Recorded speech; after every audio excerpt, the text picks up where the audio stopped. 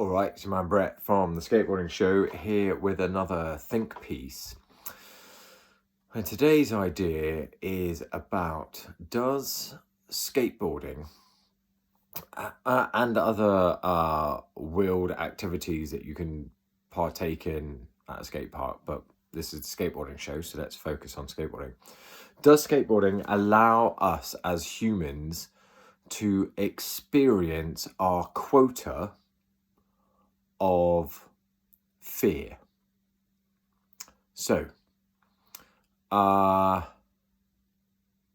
going somewhere with this, but before I continue, there's one big major presumption I'm going to make, which if you don't agree with, you may not want to watch the rest of the video. That presumption is that we evolved from other from other primates, or that we evolved from some sort of primate to become humans. If something happened that made us self-aware, I'm open to that. But I'm not working forward from the proposition that we were created from the dust by some omnipresent being.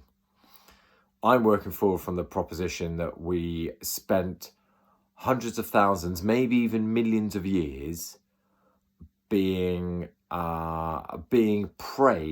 possible prey for other animals, whilst also preying on animals ourselves.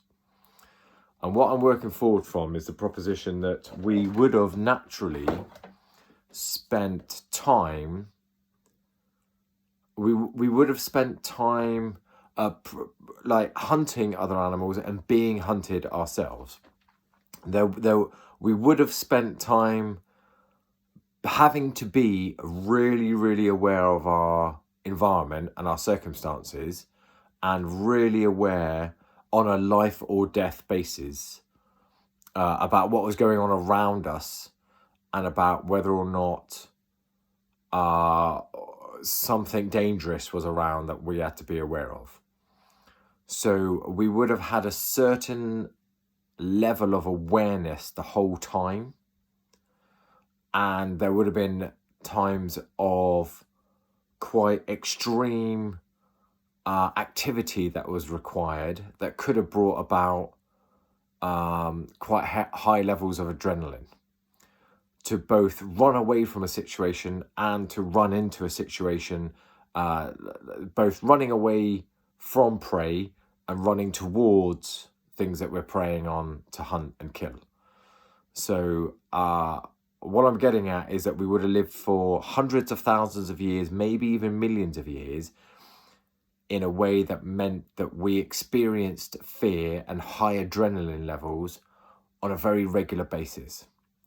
And then all of a sudden, over the last 100 years, we're set at desks. We got nice houses, and we're protected, and we're not preyed on, and we don't have to go and hunt our food. In fact, for the last sort of 10,000 years, after what was called the agricultural revolution, we didn't have to go and hunt as much, if at all, because we learned that we could make one particular piece of land work repeatedly for us. Okay, that's my basic history understanding is that there was something called the agricultural revolution, where we learned about agriculture, as opposed to before that, when we were living as sort of hunter-gatherers, where our numbers of our population would have been controlled because the resources would have run out and we would have had to move on to somewhere else. And one evidence of our resources running out is our population would have started thinning out because there wasn't enough resources, including food, to serve that population. So we would have lived, as we were evolving as human beings, we would have lived in such a way that meant that that we had to hunt our own food. We had to do quite extreme sort of like outbursts of physical exertion, hunting and killing food, which must have been high stress, high adrenaline situations. And then all of a sudden, that kind of stopped, and And certainly over the last 100, 150, 200 years, we have lived very sedentary lives. And there's a possibility, I'm not an expert, I'm just thinking, I'm just postulating the idea. There's a possibility that all that sitting around and being cocooned and being all lovely and protected is not our normal natural state that we had for hundreds of thousands, if not maybe millions of years. Let's go with hundreds of thousands. I know my absolute knowledge of timeline of the evolution of man is a little bit sketchy. So let's go with let's go hundreds of thousands of years. Because we talk about skateboarding being good for our well-being. Now, obviously, it's one could observe that it's physical, so it means that we're physically moving our body. We're not sat looking at a screen. We're not overly stressed when we're doing skateboarding, because it's usually quite a relaxing leisure activity. For most people, most of the time, most of their skateboarding is them hanging around with their friends, having a good time. There is a very small elite number of skateboarders who are possibly stressed by the skateboarding they do, because they're having to do it at a competition and they're having to do it at a high level to make sure that they continue to be professional or whatever it is that they're doing, which means they have an obligation to skate. But the majority of skateboarders, it's a leisure activity.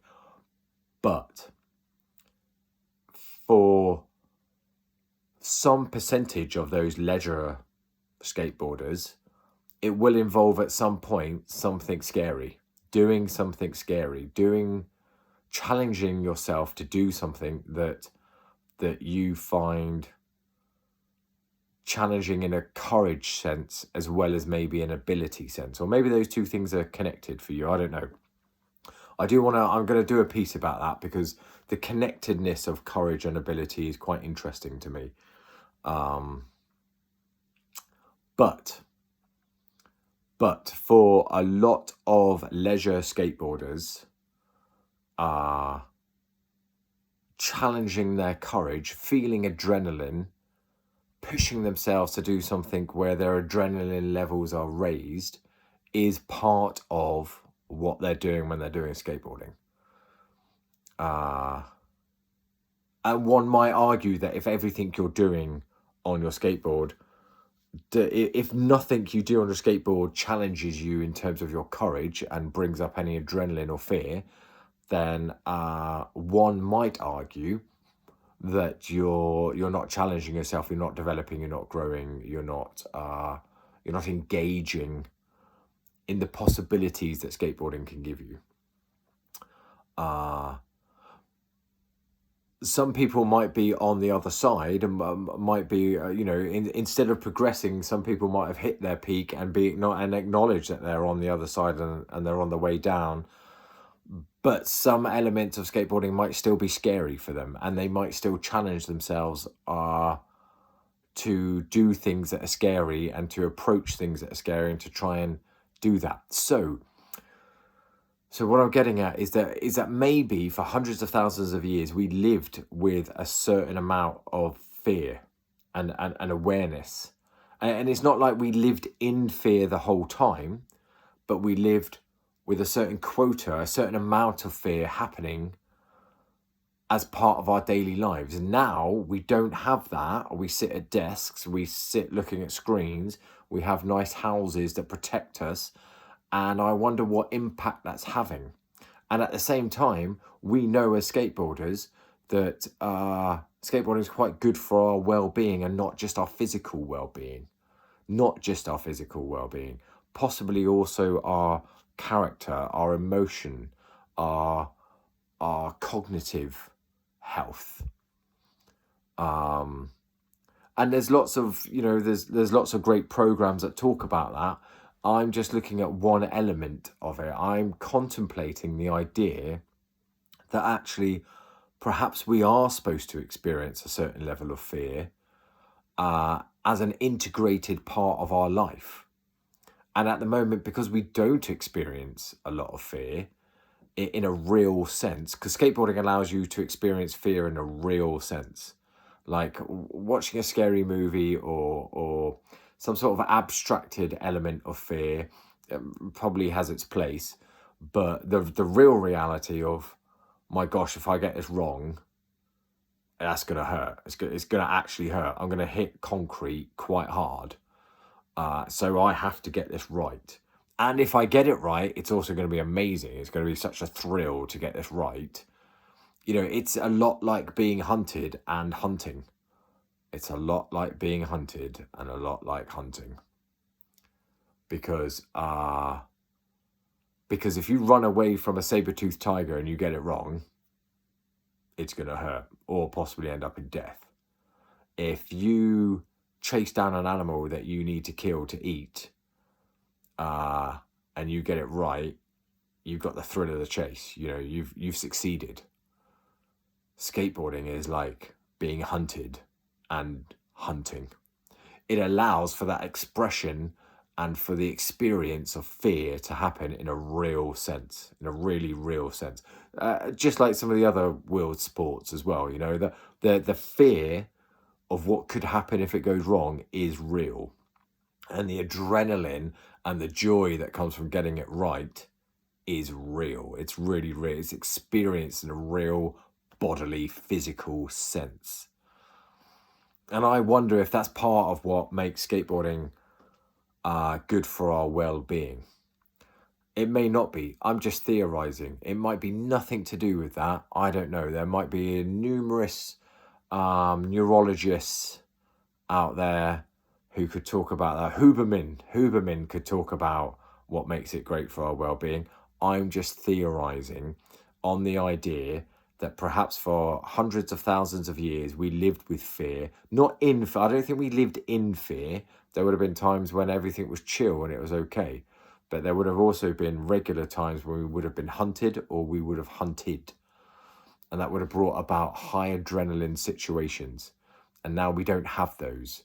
And I wonder if not having those, like almost very quickly and very abruptly stopped in our experience as humans, I wonder what impact that's had. And I wonder if that's having a negative impact on our well-being.